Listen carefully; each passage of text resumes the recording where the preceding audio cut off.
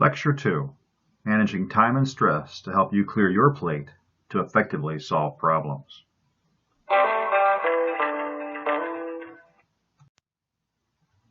Recall from our last lecture that there are evidence-based and assumption-based managers. Now, there are obviously more than two types of managers, but the stereotype is that some managers trust their gut and some use the facts.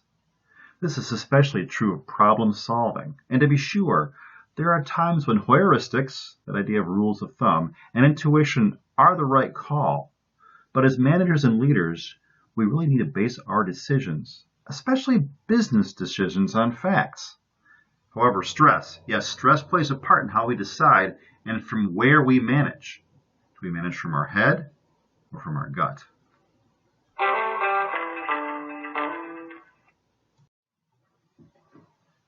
As stress increases, we begin to walk down the triangle. We might first walk away from fact-based decisions because of a time pressure, or stress to conform or to impress our boss with how well we think on our feet. Next, as stress increases further, we might begin to reflect a groupthink or make a moral compromise and take steps away from our values. And when things get really tough, like a testy meeting where tempers begin to fly, we may assume something about the intentions of another person. And when that happens, we can end up making things a real mess. We go all reptile, fight or flight, eat or be eaten. It happens. However, the best defense against this is a good offense.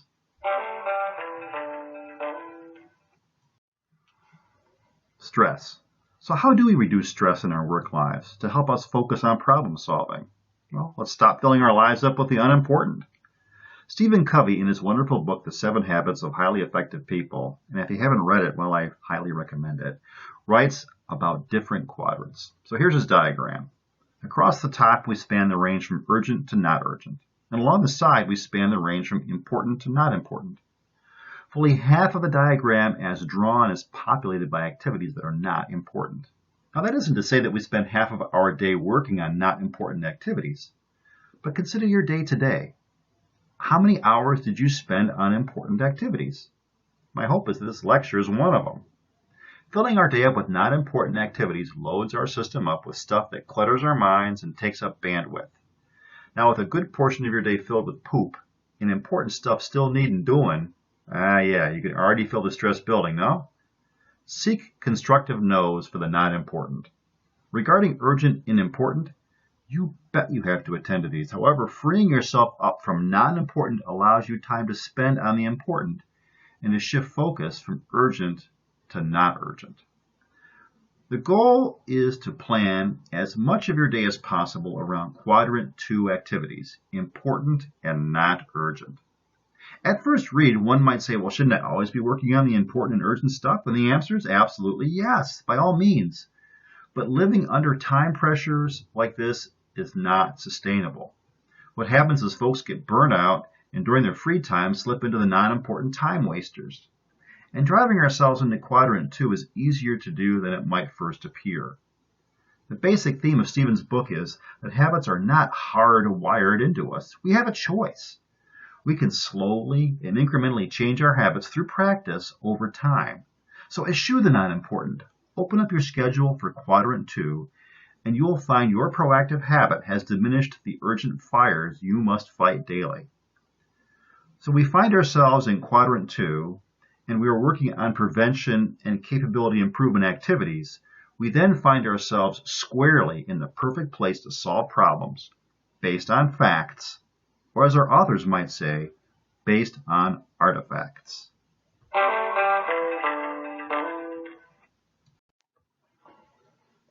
Boss Kettering was someone I learned about as a fresh young engineer when I first joined General Motors.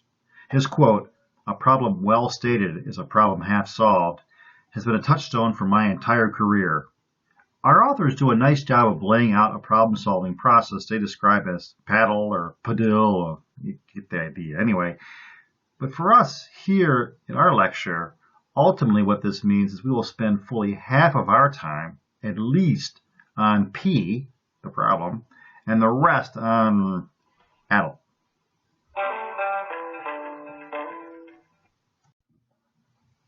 Here's a quick review of the biases we talked about before. I'll let you review these, and I'd say feel free to do some web crawling as well on them to get a real feel for them. But all of these get in the way of decisions based upon artifacts, the facts. This stuff drives us away from seeking and, more importantly, accepting the truth. But there is one additional bias we need to speak about, which I didn't cover last time. This is called confirmation bias. James Clear, an organizational behaviorist who studies this sort of thing, writes, confirmation bias refers to our tendency to search for and favor information, that's data or artifacts, that confirms our beliefs or assumptions, while simultaneously ignoring or devaluing information that contradicts our beliefs or assumptions. Here's a real life and death example.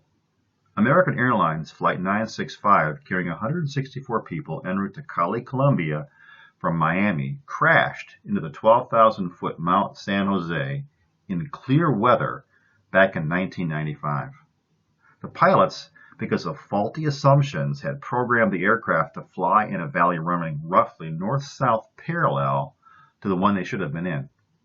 The pilots had unwittingly put the aircraft on a collision course with the mountain.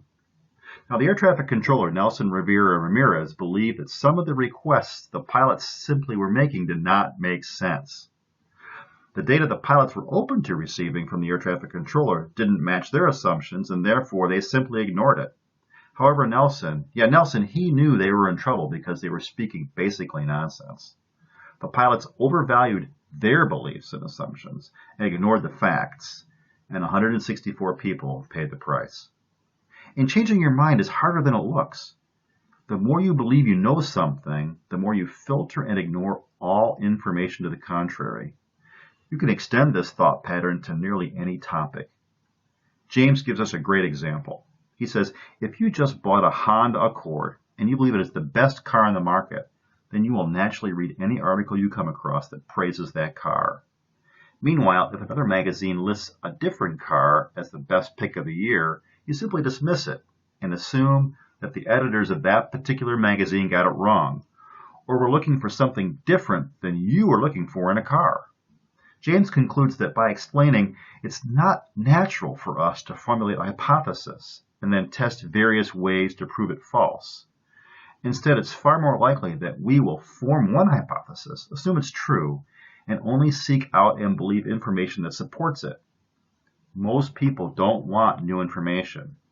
They want validating information. And that's confirmation bias. And again, a big thanks to James Clear and his explanation on this topic.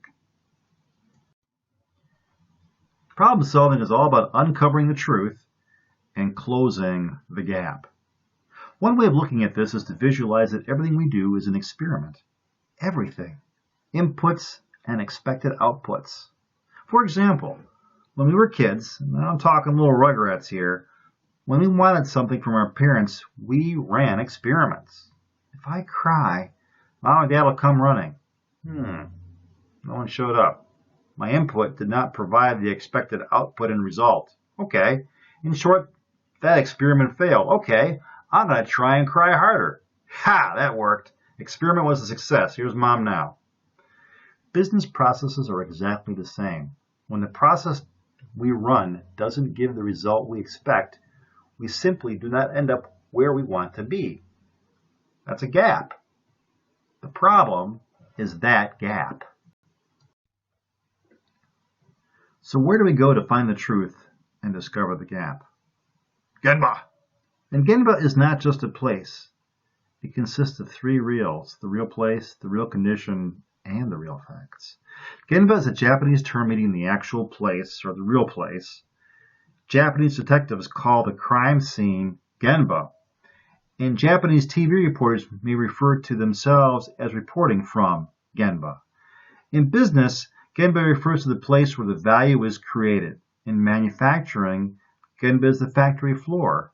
It can be any site, such as a construction site, the sales floor, or where the service provider interacts directly with the customer.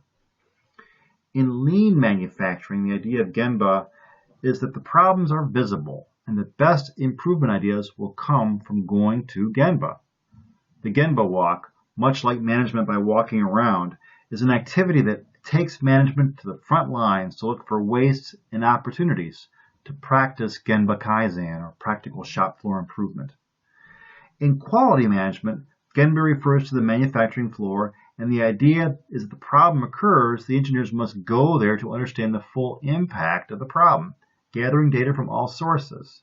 Unlike focus groups and surveys, Genba visits are not scripted or bound by what one wants to ask. The idea is to be customer-driven. One must go to the customer's Genba to understand his problems and opportunities, using all of one's senses to gather and process data. Encourage those closest to the process and those impacted by it to articulate their problems.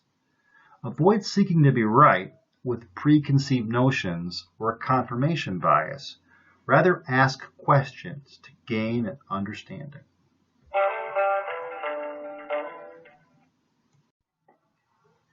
You've probably heard that a picture is worth 1,000 words. A well-formatted graph may be worth even more because if done properly, a graph can completely describe a problem. In this graph, we see 4 elements known as STAG: standard, trend, actual, and gap. Think about this in terms of a problem statement. A problem statement must include 4 elements: standard, that is, where you need to achieve or what you need to achieve. In this case, it clearly and plainly is some required level. Trend, it's what's been happening over time. The trend here has been getting worse, even though sometimes we might have been fooled into believing things were getting better. Actual is where you are right now, and gap, the difference between the actual and the standard. So in this example, the current defect rate is X versus our standard of Y. The gap is some percentage perhaps, and it's been getting worse over time. Line graphs structured this way can be key to help understand what type of problem we have. Is it a process problem, an execution problem, or a general failure of the plan altogether? Trends are especially key because they tell us about the behavior of a problem over time and whether they are consistent or erratic. Trends help us understand where to look for problems. So one should ask, do I have a common cause or a special cause? Now the book talks about SMART criteria, and yeah, you can use SMART criteria to assist you in defining a problem. I don't have a problem with that. This is specific, measurable, actionable, time, relevant, based. I like STAG better because it drives a graph, and a graph drives solid info. But there's more.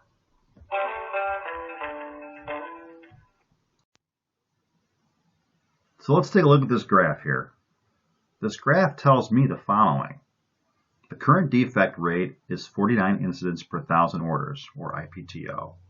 Our standard of 25 incidents per 1,000 orders, and the gap is 24 IPTO. And it's been getting worse over the past 6 months.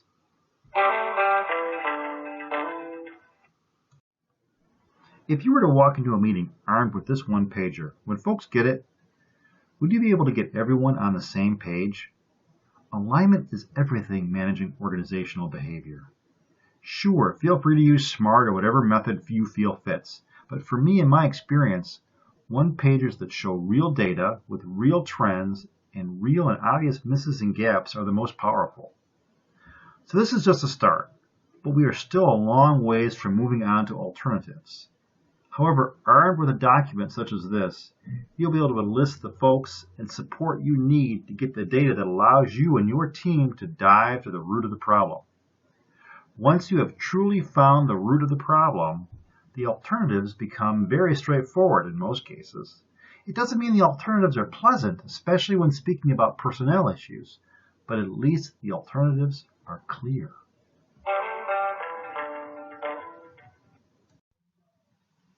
Taking our one-pager to the next step, we know that we have 49 incidents per 1,000 orders, or 49 IPTO. Well, what exactly are those incidences? To get data to solve problems, you sometimes need to dig deeply into data from customer service or customer surveys. Sometimes you have to look at manufacturing first-pass yield or annualized failure rate to pick out all the basic families of failure. A very powerful method of synthesizing data is called a Pareto analysis. Here we have collected the families of failure, organized them into a Pareto graph, and we see that door assembled incorrectly is the major reason for a customer-facing problem leading to 49 IPTO. So now we need to ask ourselves, why are we assembling doors incorrectly? However, what exactly is a Pareto chart? Often folks don't know the history or how it works. Okay, so once we collect data, we need to consolidate it into something that's meaningful. And meaningful information is not just a data table. Pareto charts are used to set priority. Our textbook talks about the 80-20 rule, but the 80-20 thing really came from a real guy named Vilfredo Pareto.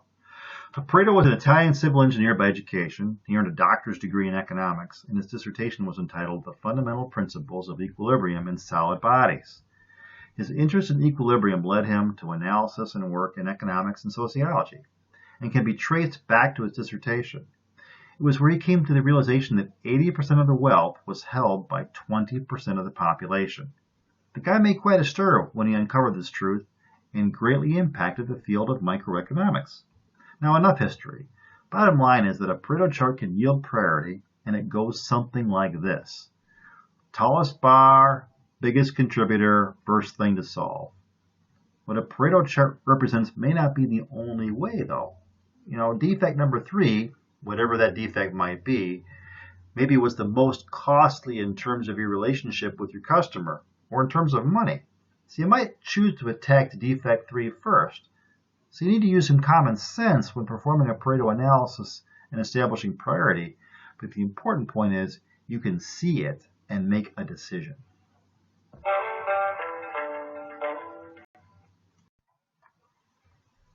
Getting back to our door assembly problem, armed with the understanding that 50% of our IPTO is coming from incorrectly assembled doors, we can now dive into the process and look at every step. Watch the process and see for ourselves where the assembly errors are occurring. We see that there are multiple points of orientation confusion and that the associate loses track of which is top and which is bottom of the door. Orientation confusion is the problem. Finally, we can now move into alternatives and the rest of the ADL. Like we discussed earlier, the problem definition step is by far the most time-consuming part of the paddle process. However, without this level of detail, we will step past the root cause, location, process steps, whatever, and solve the wrong problem.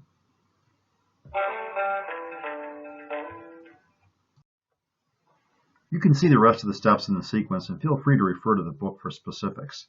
The important point here is that the first step, stating the problem correctly, is the toughest and most time-consuming part of the process. Don't shortchange that process and dive at the first good idea. If it was that easy to solve, then just freaking fix it. Don't run through STAG or PADL or any in-depth problem-solving process. You engage in problem-solving because you don't know the answer. Now, there's a few more notes here. Problem-solving is a tool. It's a skill. It's a process. It's a discipline. It's used to improve your lot in life, to improve situations. And most creative people are problem seekers, not problem avoiders. It's a tool because it can help you solve an immediate problem or achieve a goal. It's a skill because once you've learned it, you can use it repeatedly, like the ability to ride a bicycle. It's a process because it involves taking a number of steps. And finally, it's a discipline because you must apply it regularly and continually to be good at it. Problem solving really is a process of discovery. So if you don't know how to fix it, then problem solve. And a final thought, really, problems are often viewed as failures rather than opportunities. So don't be that guy. Don't send such messages.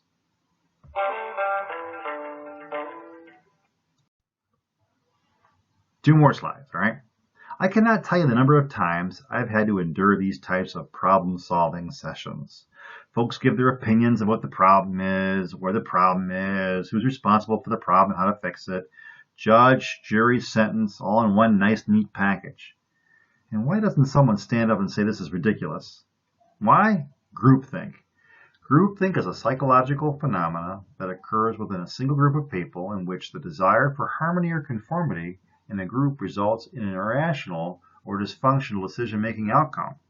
Some of that was going on in the cockpit of that American Airlines flight in Cali, Colombia. So unless the problem has to do with the conference room, or the conference room table, or the carpeting in the conference room, then the problem cannot be found in a conference room sitting around a table. You have to go and get the data, get the real facts, seek the real truth, go to the scene of the crime, go to Genba. Your company might not like to do things this way, though, and I get that. But now you know better. Ishikawa, right? The guy that does the Ishikawa diagram, the fishbone diagram, never imagined that folks sit around a table and guess and vote regarding the causes and effects of issues. He assumed, unfortunately, wrongly, that people would actually go and get the data. However, once you've had the data, it is properly mapped on an Ishikawa diagram, then yes, brainstorm away on the alternative solutions. Go run the tests, try some stuff, and make the countermeasures work. Close the gap, meet the standard. But don't sit at a table with a clean sheet of paper and say, we're going to do a fishbone diagram. That is the absolute wrong way to solve a problem.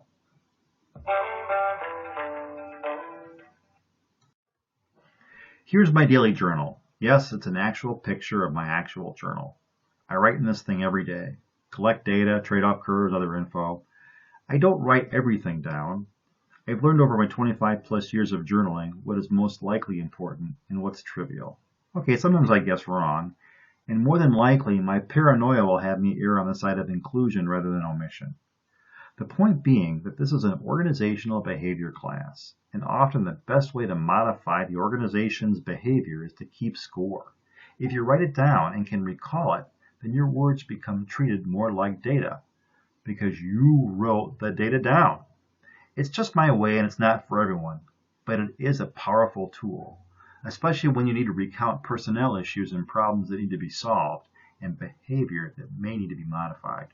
Dates, facts, figures are hard to discount, especially when you can provide them in a rapid-fire fashion.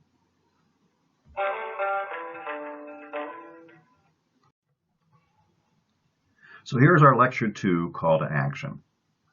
Artifacts, not assumptions, are the cornerstone of effective decisions in problem solving. Eliminate unimportant activities in the workplace to open up time to solve problems. If you give yourself more time, you will feel less pressure and less stress. Remember, a problem well defined is half solved. So expect to spend most of your time in the problem solving process defining the problem, digging for the data, and uncovering the facts. Go to Genba. Regarding the problem, if you can diagram it, graph it, take a photo of it, you will be in great shape to convey it to others. And finally, avoid sitting around a conference room table brainstorming the reasons for a problem. Get up. Again, go to Genba, the scene of the crime. Find, dig, uncover.